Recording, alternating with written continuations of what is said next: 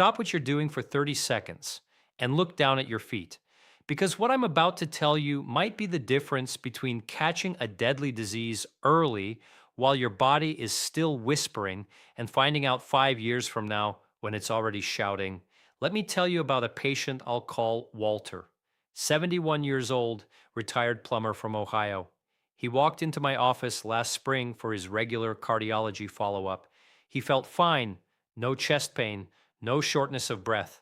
Energy was decent, and right at the end of the appointment, almost as an afterthought, his wife mentioned that his feet had been a little numb for the past year or so. Walter laughed it off. It's just age, Doc. But something told me to dig deeper. We ran one extra blood test that afternoon. His fasting glucose came back at 218. His hemoglobin A1C was 9.2. Walter had been a full-blown diabetic for at least 2 years, and he had no idea because nobody had ever told him what his feet were trying to say. I'm Dr. William. I'm a heart surgeon, and I've spent the last 20 years operating on hearts, watching what happens to the bodies of seniors when small problems get missed for too long. Here's the truth that almost nobody outside of medicine ever explains. Diabetes is not really a sugar disease. It is a vascular disease, a disease of your blood vessels, and the vessels that fail first are the ones furthest from your heart, the longest delivery route in your body, your feet. Today, I'm going to walk you through 9 specific warning signs that show up on your feet long before any blood test catches the problem. Some of these you've probably had for months. Some of them you may have written off as just getting older. Stay with me through all 9 because sign number 5 is the one almost nobody connects to diabetes. And sign number 9 is the easiest to see sitting in plain view every day and the most overlooked. Let's begin. Sign number 1, persistent tingling or numbness in your feet. Now, almost everyone has had this at some point. You sit cross-legged for too long, your foot falls asleep, you stand up and there's that pins and needles feeling. That is normal. What I want you to notice is whether this is happening to you regularly without a clear reason. Sitting at the breakfast table, lying in bed, walking to the mailbox. If your feet are tingling on their own schedule, your nerves are talking to you. When blood sugar stays too high for too long, the extra glucose acts like a slow acid eating away at the protective coating that wraps around your nerves. Think of your nerves like an electrical wire. The plastic insulation is what keeps the signal clean. Strip that insulation and the wire still works, but the signals get fuzzy. That fuzziness is exactly what tingling is. The American Diabetes Association estimates that nearly half of people with diabetes will eventually develop this nerve damage called peripheral neuropathy, and it almost always starts in the feet. My advice, take a 20-minute walk every day if you possibly can. Not a jog, a walk. And start reducing added sugar today. Not next month, today. Sign number 2, a burning sensation in the soles of your feet, especially at night. This one is sneaky because it doesn't bother you during the day when you're distracted. It hits you at 11 p.m. when you're lying in bed and the room is quiet and there's nothing to think about except the heat in the bottoms of your feet. Patients describe it different ways, like they walked across a hot beach, like a slow, dull burn that won't quit. When I hear this from a senior patient, my ears prick up because burning feet at night is one of the textbook early signs of diabetic neuropathy. The nerves in your feet have been damaged and now they're misfiring, sending heat signals to your brain even when nothing hot is touching your skin.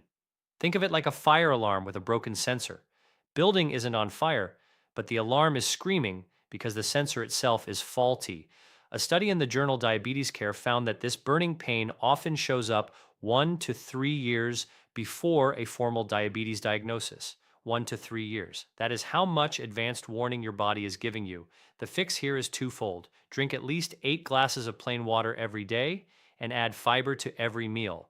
Vegetables, oats, beans. Fiber slows how fast sugar gets into your bloodstream, which gives those damaged nerves a chance to breathe. Sign number 3, cuts and small wounds that just won't close. This is where diabetes stops being uncomfortable and starts becoming actively dangerous. Patients walk into the emergency room and say, "Doctor, I had this little blister from my new shoes 3 weeks ago. It's still open. I figured it would heal on its own." And it should have. In a healthy body, a small cut closes in 5 to 7 days. But when blood sugar is consistently high, the tiny blood vessels in your feet stiffen and narrow. The white blood cells and oxygen and nutrients that close wounds simply can't get through fast enough. Imagine trying to water a garden with a kinked hose. The water is there, it's just not reaching the soil. Here is the chilling number from the Centers for Disease Control. Diabetic foot ulcers are the leading cause of non traumatic leg amputations in the United States, over 100,000 every single year. And almost every one of those started as a small wound that was ignored. Tonight, after your shower, sit down and look at both of your feet carefully, between the toes, underneath the heels. If you see any cut, blister, or open spot, clean it gently with soap and water, apply a basic antibiotic ointment, and cover it. And if it isn't getting better within 48 hours, call your doctor, not next week, 48 hours. Sign number 4, darkening or discoloration of the skin on your lower legs and feet. This one hides in plain sight. You glance down at your ankles in the shower and notice they look a little darker, a little reddish, almost bruised, even when you haven't bumped anything. And you tell yourself, I've always had dark skin around my ankles. Sometimes that's true, but there is a specific pattern of discoloration that doctors are trained to look for, and it has a name: diabetic dermopathy. When the small blood vessels in your lower legs are damaged by sustained high blood sugar, the skin in that area doesn't get enough fresh oxygen. Over time, it changes color. You might see darkening, a reddish stain, even patches that look slightly bluish. The skin may also become thinner, more fragile, easier to bruise. A study in the Journal of the American Academy of Dermatology found that these skin changes are detectable, on average, 18 months before a formal diabetes diagnosis. 18 months of warning written on your skin. My recommendation: 5 minutes of ankle circles, toe raises, and gentle calf stretches every morning before you put your feet on the floor. Even that small amount of movement helps push fresh blood into your lower legs. Now, before we go further, let me ask you something. Have you noticed even one of these first 4 signs in yourself or in someone you love? If the answer is yes, please type the word yes in the comments below. Just the word yes. I read every single comment on this channel, and I want to know what you're noticing in your own body. And while you're there, please hit the like button. It tells YouTube to show this video to more seniors who need to see it.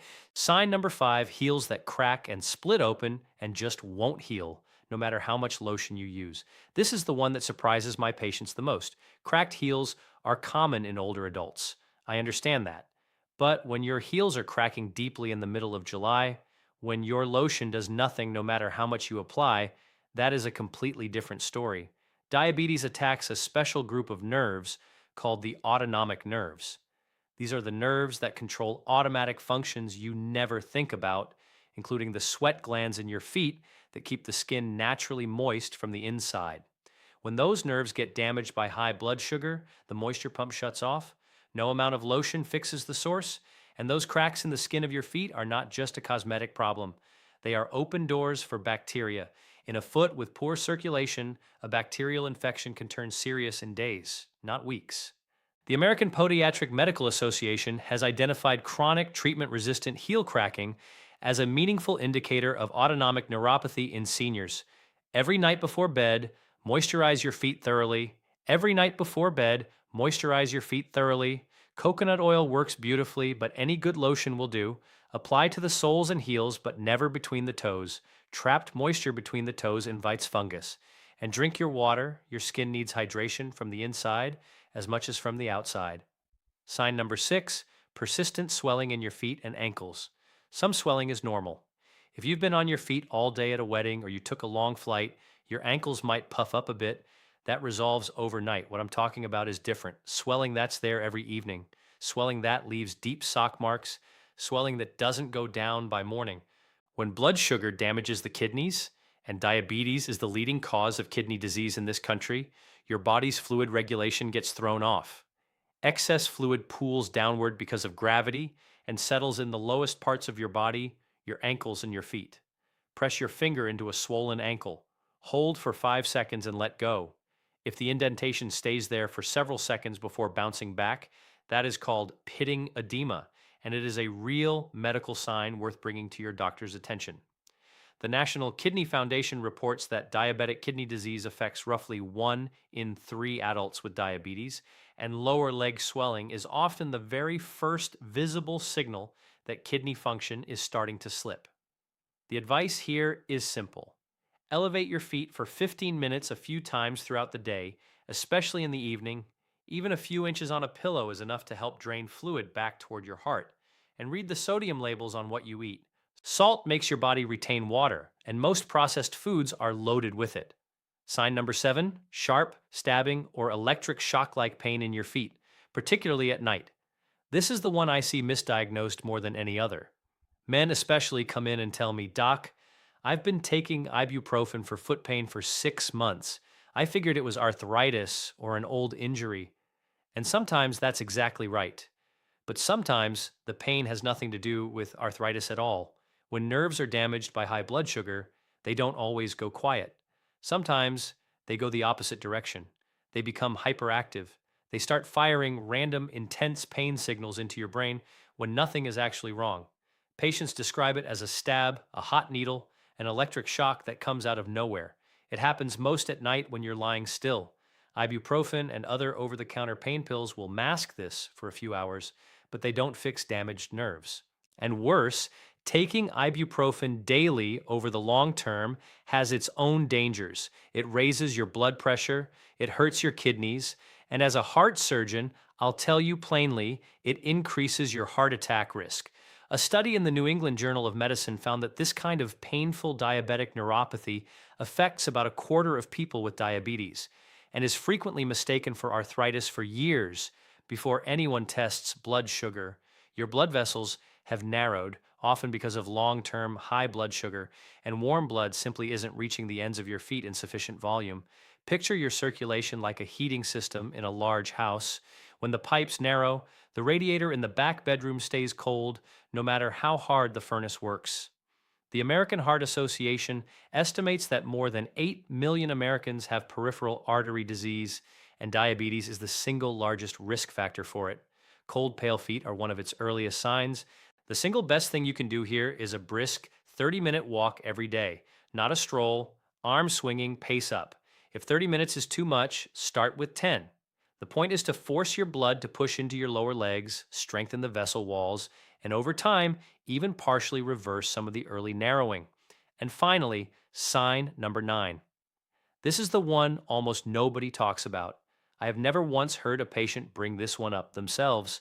It's only when I look at their lower legs during an exam that I notice it, and then they look down and say, I never noticed that before.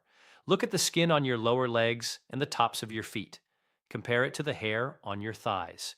Is the lower leg hair significantly thinner or completely gone? Hair follicles are tiny, but they are demanding. They need a steady supply of blood and oxygen to keep growing. When circulation to your lower legs has been compromised by years of high blood sugar, the follicles slowly stop receiving what they need, and the hair stops growing. The absence of hair on your lower legs is a quiet, visible marker of blood vessel damage that has been happening underneath the skin for years. Published research in the journal Diabetes, Obesity, and Metabolism has confirmed that hair loss in the lower extremities correlates strongly with peripheral vascular disease in diabetics. It is a reliable physical sign that vascular doctors are specifically trained to check for. Right after this video, look down at your lower legs and feet. If the hair is significantly thinner or absent, please schedule a simple fasting glucose blood test this week. Not this month, this week. It costs about $12 at any standard lab, and it is covered by Medicare for most of you. $12 and one blood draw can change the entire trajectory of your health. So let me bring all of this together. 9 signs your feet are giving you: tingling and numbness, burning at night, cuts that won't heal, skin discoloration on your lower legs, heels that crack no matter what, persistent swelling, sharp stabbing, nighttime pain, cold feet that won't warm up, and hair loss on your lower legs. Each one of these is your body's early warning system asking for help, often years before any blood test would catch the problem. Examine the color of your ankles.